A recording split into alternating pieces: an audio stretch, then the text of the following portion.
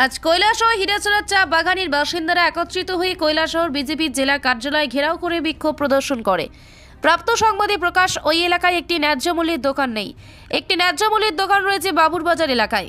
এতে করে অনেক কষ্ট হয় এলাকাবাসীদের, কেননা গাড়ি ভাড়া দিয়ে সেখান থেকে গিয়ে রেশন আনা এক প্রকার তাদের পক্ষে দুষ্কর হয়ে পড়ে। পাশাপাশি ওরা হচ্ছে বাগান শ্রমিক। বর্তমানে বাগান বন্ধ থাকার কারণে ওরা অনেকটা কষ্টে দিন কাটাচ্ছে, দিন মজুরির কাজ করে। উক্ত বিষয় নিয়ে গত জানুয়ারি মাসের 29 তারিখ হীরাচড়া চা বাগানের এলাকাবাসীরা কৈলাসহরের মহকুমা শাসক প্রদীপ সরকারের কাছে একটি লিখিতভাবে হীরাচড়া চা বাগান এলাকায় একটি ন্যায্য মূল্যের দোকান দেওয়ার জন্য দাবি জানিয়েছিল। মহকুমা শাসক প্রদীপ সরকার তাদের দাবির সাথে সহমত পোষণ করেছিলেন। এখন এলাকাবাসীদের অভিযোগ হচ্ছে যে শ্রীনাথপুর এলাকার বাসিন্দা কাসিম আলীর ছেলে মোহাম্মদ মোস্তফা মিয়া, উনি একজন পঞ্চায়েত সচিব।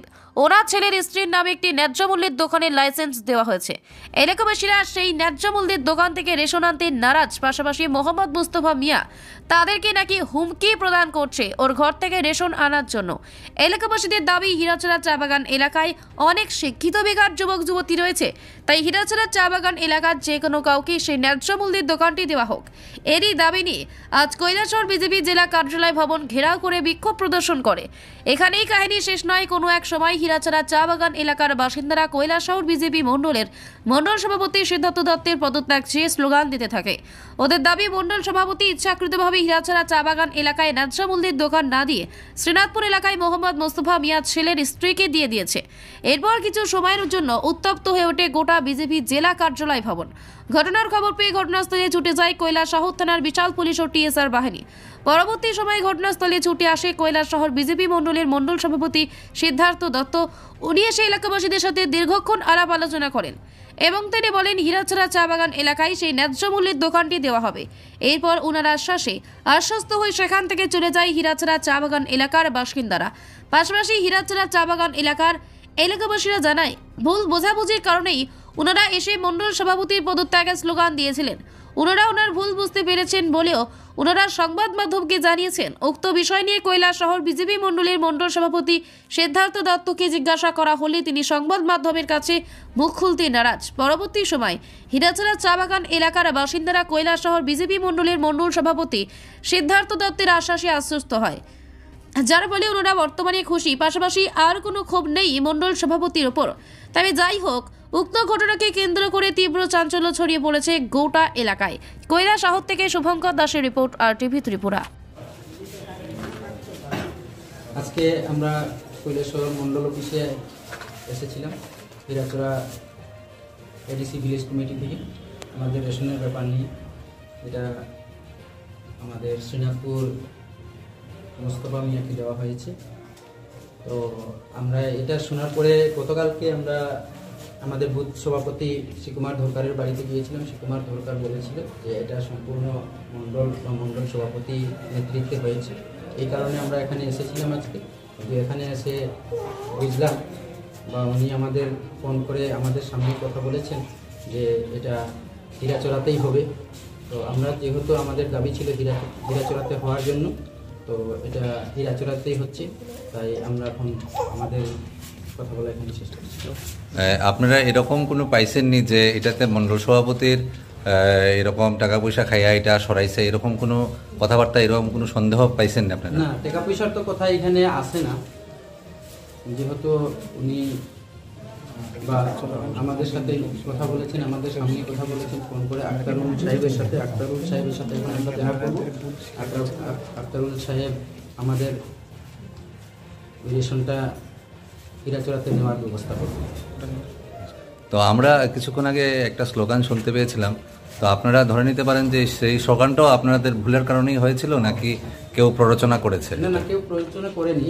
কারণ ব্যাপার হয়েছে, আমাদের যেটা বলা হয়েছিল যে মণ্ডল সভাপতি এটার নেতৃত্বে, ওনাদের নেতৃত্বে এটা হয়েছে, তাই এভাবে আপনারা এখন আলটিমেটলি কি বুঝলেন যে এটাতে মণ্ডল সভাপতির হাত আছে না নাই? না, এখন বর্তমানে এটাই বোঝা গেছে যে উনি তো নিজের থেকে করেননি, অফিসিয়ালি যেহেতু হয়েছে, এখন উনি আমাদের ফোনের মাধ্যমে যোগাযোগ করে আমাদের রাস্তা দেখিয়েছেন। আক্তারুল সাহেবের সাথে এখন গিয়ে কথা বলবো বাকিটা। আপনি মণ্ডল সভাপতির সঙ্গে কথা বলে স্বতঃস্ফূর্ত তো? হ্যাঁ, ঠিক আছে, নমস্কার। কিটা সমস্যা?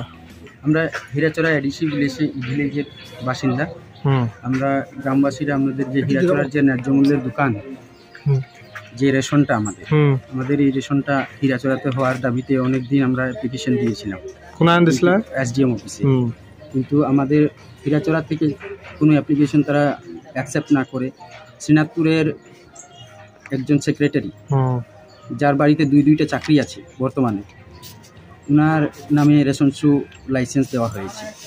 হুম কিন্তু উনি হীরাচড়াতে এই রেশন শুটা না দিয়ে, এই ন্যায্য মূল্যের দোকানটা হীরাচড়াতে না দিয়ে এখন ওনার বাড়ি থেকে আমাদের নিতে হবে এমন বলে আমাদের হুমকি দিচ্ছে। শ্রীনাথপুর থেকে হ্যাঁ, হুমকিটা কে দিচ্ছে?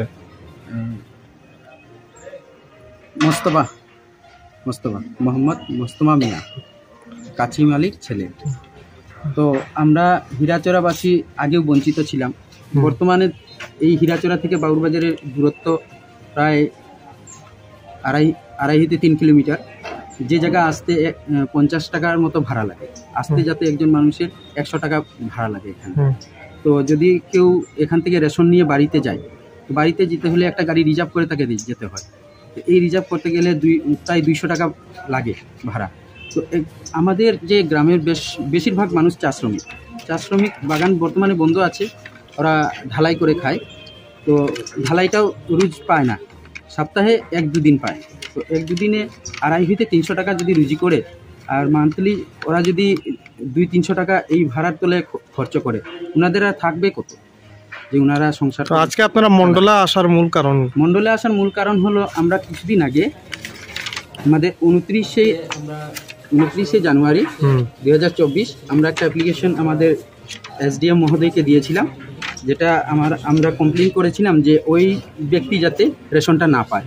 যদি রেশন ওই বাবুরবাজার থেকে যদি শিফটিং করতে হয়, তাহলে আমাদের হীরাচড়া গ্রামের মধ্যে অনেক মানুষ আছে এটা ইচ্ছুক নেওয়ার জন্য, হীরাচড়াতে দেবে। তো আমরা এই অ্যাপ্লিকেশনটা দিয়েছি যে ওই মোস্তফা মিয়া যাতে এই রেশনটা না পায়।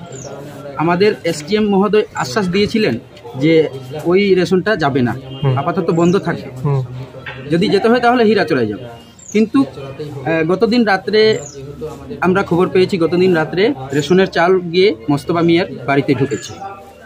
তো আমি এটাই বোঝার জন্য এসেছি, আমরা খবর নিয়েছি, খবর নেওয়ার পরে দেখা গেছে যে মন্ডল থেকে ওনাকে পারমিশন দিয়েছে ওনার বাড়ি থেকে রেশন চালাতে।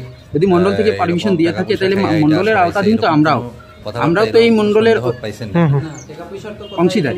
তো এই দাবিতে আমরা এখানে এসেছি। আমরা চাইছি আমাদের সুষ্ঠু বিচার পাওয়ার জন্য, আমাদের এই রেশনটা আমাদের হীরাচড়াতে যাতে যায়। আর এখানের যে মন্ডলের যারা দায়িত্বে আছেন, যারা মন্ডল সভাপতি আছেন, ওনারা আমাদের এটার সঠিক তদন্ত করে আমরাকে বলুক যে কে বা কারা এই কাজটা করেছে। না, এখনো পর্যন্ত পাইনি। উনি এখন এখানে বর্তমানে নেই, উনি আসছেন। আমার নাম আশিস দাস, হীরাচড়া 1 নং ওয়ার্ডে বাড়ি।